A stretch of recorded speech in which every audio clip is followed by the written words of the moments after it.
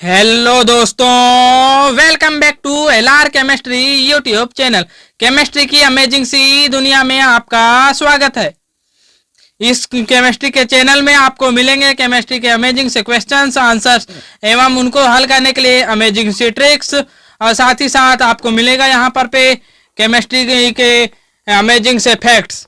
तो इन सभी चीज़ों के लिए प्लीज़ आप मेरे चैनल को सब्सक्राइब कर लीजिए और बेल आइकन को ऑन कर लीजिए ताकि आने वाले सभी वीडियो की जानकारी आपको मिलती रहे।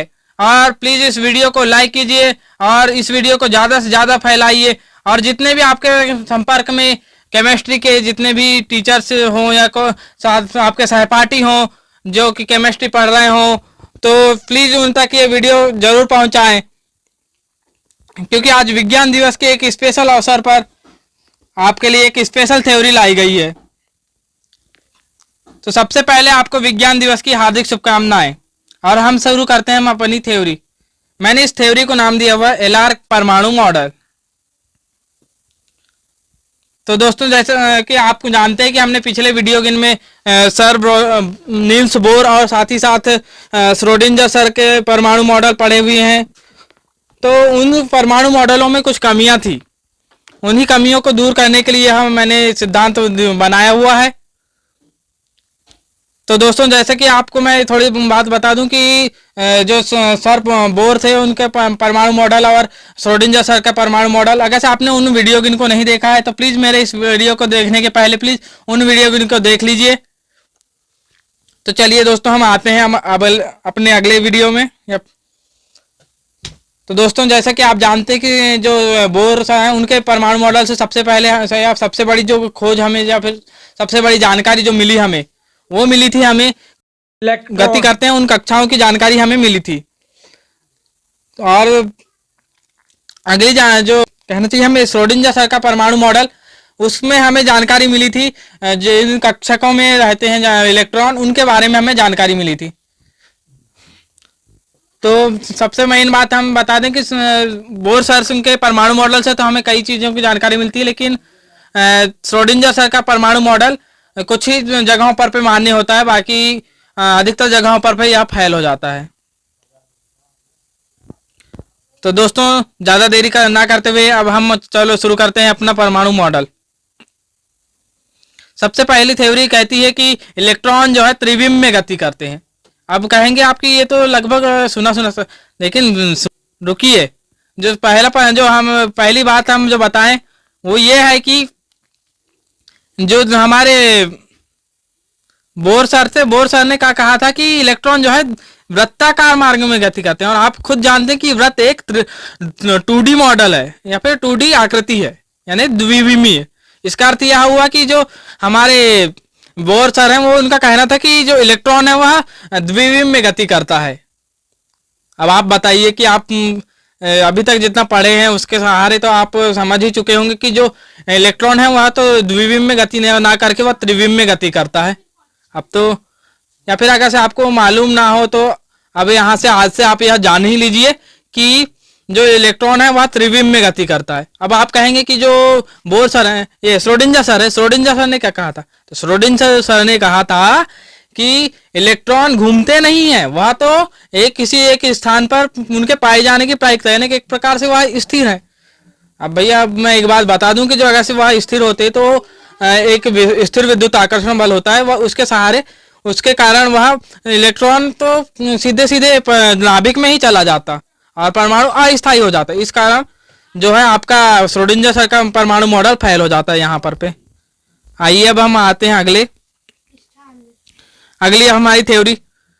अगली थ्योरी कहती है या फिर हमारा अगला कॉन्सेप्ट कहता है कि इलेक्ट्रॉन के पाए जाने की प्रायिकता जिन पथ पर अधिकतम होती है वही उनका उपकोष या फिर उनकी जो मार्ग है वही उनकी कक्षा या फिर उपकोष बन जाती है। जैसे कि अगर से मान लीजिए कोई आपका ये नाभिक हुआ, ये नाभिक है, मान लीजिए आपका नाभिक, और ये है मान लीजिए आपका, अब यहाँ पर पेपर एक द्विविम हो जाता है और आपको त्रिविम की आकृति समझाने के लिए अब आप अपने तरफ से थोड़ा सा मानते हुए चलिए और आप अपने जो विजुअलाइजेशन ताकत जो होती है आपकी विजुअलाइजेशन ताकत, उसे इम्प्रूव कीजिए यहाँ पर पे, तभी आप इस परमाणु मॉडल को या फिर परमाणु सिद्धांत को समझ पाएंगे। सबसे पहले तो ये नाभिक हो जाएगा, उसके बाद ये पहली कक्षा, दूसरी कक्षा। नाभिक जो है केंद्र पर होता है कुछ इस तरीके से, यहीं पर पे देख सकते हैं जिन गोलाकार आकृति बन रही है, गोल आकृति, यहीं पर पे जो है पथ भी उनका यही होगा, यहीं पर पे उनके पाए जाने की प्रायिकता अधिकतम होगी। वो जो खाली स्थान दिख रहा है वहां पर पे इनके पाए जाने की प्रायिकता शून्य होगी। कितनी होगी? शून्य होगी। यही हमारे अगले कॉन्सेप्ट कहता है। तो दोस्तों मैं ये साथ ही साथ बताता हुआ चलूं कि जो परमाणु की जो इलेक्ट्रॉन नाभिक के चारों ओर गति कर रहे हैं, तो उनके जो ऊर्जा स्तर हैं वो वही ऊर्जा स्तर होंगे जो कि बोर सर ने बताए थे, अर्थात उनका कोणीय संवेग का मान h/2 के पूर्ण गुणज होगा, अर्थात L बराबर mv, R बराबर NH/4π, जहां n बराबर प्राकृत संख्याएं होंगी।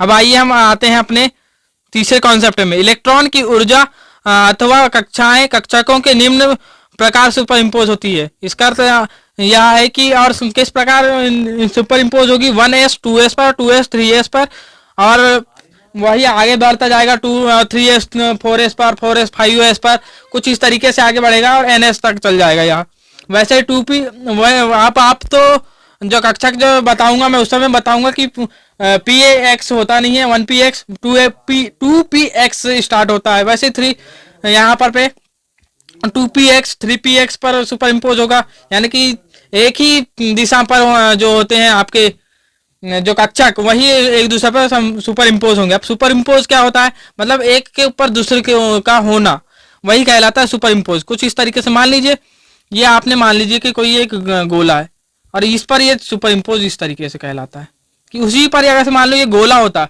तो गोला के अंदर इस ये वाले बड़े गोले के अंदर ही छोटा गोला आ रहा है, इसका अर्थ यह हुआ कि बड़े छोटे गोले पर बड़ा गोला सुपर इम्पोज हो रहा है, ये होता है। वैसे ही अगर से आप डम्बलाकार आकृति बनाना चाहेंगे जो 2px है,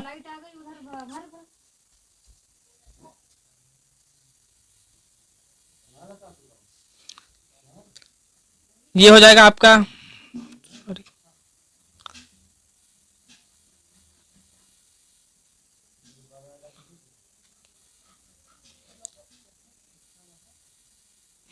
ये लीजिए।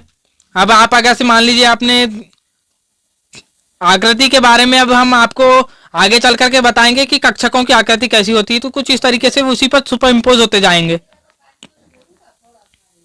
उसके बाद हम अगली थ्योरी पे चलते हैं हमारी, जो कि कहती है कि हर कक्षक का आकार उनके कक्षाओं की संख्या में वृद्धि के साथ बढ़ता है। जैसे कि आप देखे होंगे आपने पिछले इसमें कि जो आपका कक्षकों का आकार है, जैसे ही ये 1s है, जैसे 2s में आए तो वो 1s से 2s की जो गोलाई है वह या फिर उनकी त्रिज्या बढ़ गई, उसी तरीके से 3s की बढ़ जाएगी। वैसे अगर आप डंबल आकार जो 2p उसमें जाएंगे आप, जो आपका जो 2px हुआ या फिर 2px से 2py बढ़ जाएगा, सॉरी 3px बढ़ जाएगा, ऐसे ही जो है उनका आकार बढ़ता हुआ चल जाता है। सॉरी यहाँ पर मैं एक गलती कर गया था कि मैंने जो है कक्षकों का आकार कैसा होता है यहाँ पहले नहीं बताया हुआ था। तो जब मैं अपलोड करूंगा कक्षकों के आकार की, अगर से आपको यहाँ पर समझ नहीं आ रहा होगा तो मैं जब अपलोड करूंगा कक्षकों के आकार के वीडियो, तो उसके बाद आप यह वीडियो दोबारा से एक बार पुनः देखिएगा तो आपको बहुत ही अच्छे तरीके से यह वीडियो समझ में आ जाएगी। फिर अगला जो हमारा कॉन्सेप्ट कहता है कि इलेक्ट्रॉन की गति हर कक्षक में सीमित होती है। अब आप यहाँ पर थोड़ा सा आप कहेंगे कि सॉरी यहाँ पर हम थोड़ा सा तुलना करना भूल गए बोर और श्रोडिंगर सर से। तो जो दूसरा कॉन्सेप्ट है वहां पर पे जो आप कहेंगे कि श्रोडिंगर सर ने जो कहा था कुछ उसी तरीके की बात आप कर रहे हैं सर जी। तो सर आप या फिर मेरे दोस्तों आपको मैं बताना चाहूँ कि जो इलेक्ट्रॉन के पाए जाने की प्रायिकता की जो बात कही थी हमने, तो हमने श्रोडिंगर सर की ही जो बात है उसी को थोड़ा सा यहाँ पर पे कॉपी करने की कोशिश की हुई है। जो तीसरा मॉडल है, तीसरा मॉडल, अब आप मुझे बताइए कि ये चीज तो आपने कहीं पढ़ी नहीं होगी, मेरे को तो कहीं पढ़ा हुआ नजर नहीं आया या तीसरा कॉन्सेप्ट, ना ही चौथा कॉन्सेप्ट उतने अच्छे से समझ आया मुझे। हाँ, चौथा कॉन्सेप्ट थोड़ा सा कहीं मुझे श्रोडिंगर सर के परमाणु मॉडल पे थोड़ा सा कहीं पढ़ा हुआ दिख रहा है, लेकिन उतने अच्छे से उन्होंने भी इसका विस्तृत वो विवरण नहीं दिया था उन्होंने।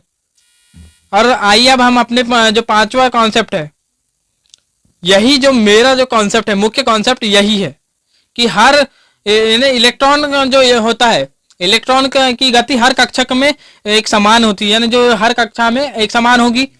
मान लीजिए कि 1s की गति जो है वो तो एक ही इलेक्ट्रॉन है, हर से 2 इलेक्ट्रॉन होते हैं, तो 1s के दोनों इलेक्ट्रॉनों की गति समान होगी। वैसे ही आप अगर से 2s में जाएंगे और साथ ही साथ जो 2p के जितने px, py और pz, ये तीनों कक्षक में जाएंगे तो ये जो 8 इलेक्ट्रॉन होते हैं इन सभी की गति एकदम समान होगी। और बल्कि हाँ, थोड़ा सा यहाँ अंतर आएगा कि जो दूसरी गति है, जो कक्षाओं के वृद्धि के साथ इनकी गति जो है वह उसमें थोड़ा सा अंतर आ जाएगा, और वह अंतर उनकी कमी के साथ जो कमी होगी वही इनके लिए जो गति है उनकी गति या फिर इनका वेग, गति जो है वेग से ही संबंधित होती है, तो इनका वेग हर कक्षाओं की वृद्धि के साथ घटता चले जाएगा। जो सातवां कॉन्सेप्ट यह कहता है कि हर इलेक्ट्रॉन के मध्य दूरी समय के साथ नियत रहती है। यानी कि इसका मतलब यह है कि अगर से मान लीजिए इसके सहारे आप इसे किस प्रकार समझ सकते हैं, या फिर मैंने यह कॉन्सेप्ट कहाँ से लाया, यह बात अब आपको मैं बता दूं कि आपने एक बात तो पढ़ी होगी कि अभी तक जितना भी आपने, चाहे आप बीएससी कर रहे हो, एमएससी कर रहे हो, 12th में हो, किसी भी या फिर 11th में हो, तो जिस भी क्लास में हो आप, तो आपने एक बात आपने गौर की हुई होगी कि आपने किसी भी इलेक्ट्रॉन के मध्य जो है आकर्षण या प्रतिकर्षण बल का मान बदलता हुआ कभी नहीं सुना होगा आपने। तो इसी कॉन्सेप्ट के बल पे हमने, अगर से इनकी गति अलग अलग होती, इनका वेग अलग अलग होता, तो इनके मध्य जो आकर्षण और प्रतिकर्षण बल का मान बढ़ता है, यानी बदल जाता, बढ़ता या घटता कुछ भी होता, लेकिन बदल जाता। इसी कॉन्सेप्ट के आधार पर मैंने यह कॉन्सेप्ट बनाया है कि हर इलेक्ट्रॉन के मध्य दूरी समय के साथ नियत रहती है। अब तो आप तो समझ गए होंगे कि मैंने अगला कॉन्सेप्ट कहाँ से लाया था। अब ये जो 8वां कॉन्सेप्ट है, यही मेरा अंतिम कॉन्सेप्ट है, जो कि कहता है कि हर उपकोष में उपस्थित दोनों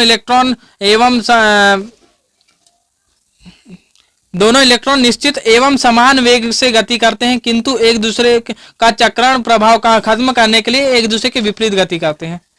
ये बात तो आपने छोटी क्लासों में ही पढ़ चुके होंगे, पर इस बात के बगैर यह कॉन्सेप्ट खत्म नहीं होता, कंप्लीट नहीं होता। इसी कारण से हमने यह कॉन्सेप्ट आपको अंत में बता दिया है कि जो हर उपकोष में उपस्थित इलेक्ट्रॉन की गति निश्चित एवं समान होगी, और इनका जो दिशा होगी इनकी गति करने की, वह एक दूसरे के विपरीत होगी, ताकि यह एक दूसरे के चक्रण प्रभाव को खत्म कर सके और इनके मध्य जो आकर्षण और प्रतिकर्षण बल का मान समान बना रहे। तो दोस्तों, यह कॉन्सेप्ट और मेरी जो थ्योरी है वह आपको कैसी लगी? आपको यह थ्योरी बोर की थ्योरी से कुछ अलग लगी या फिर नहीं, या फिर आपको अगर से बोर की थ्योरी का इसमें पूरा का बोर की थ्योरी, श्रोडिंगर की थ्योरी, या फिर यह थ्योरी आपको कहीं पर भी मिलती है, तो प्लीज मुझे कमेंट में बताइए। और अगर से मैंने इस थ्योरी में कोई गलती की होगी तो वह सबसे पहले आप गौर करके बताइए कि मैंने कोई गलती की हुई है। तो दोस्तों, प्लीज आप इस वीडियो को अपने जितने भी बड़े बहन भाई हैं, या फिर अपने जो टीचर्स हैं, या फिर आपके जो प्रोफेसर्स हैं, उन तक आप इस वीडियो को प्लीज पहुंचाइए। और इस वीडियो को आप भी अंत तक आपने देखा होगा, तो प्लीज धन्यवाद आपका। तो दोस्तों, मैं यह थ्योरी की जो PDF है वह टेलीग्राम में अभी ही कुछ समय पश्चात ही सबसे पहले पहुंचवा दूंगा, उसे आप अपने टीचरों को जरूर दिखाएं। तो दोस्तों, धन्यवाद आपका इस वीडियो को अंत तक देखने के लिए।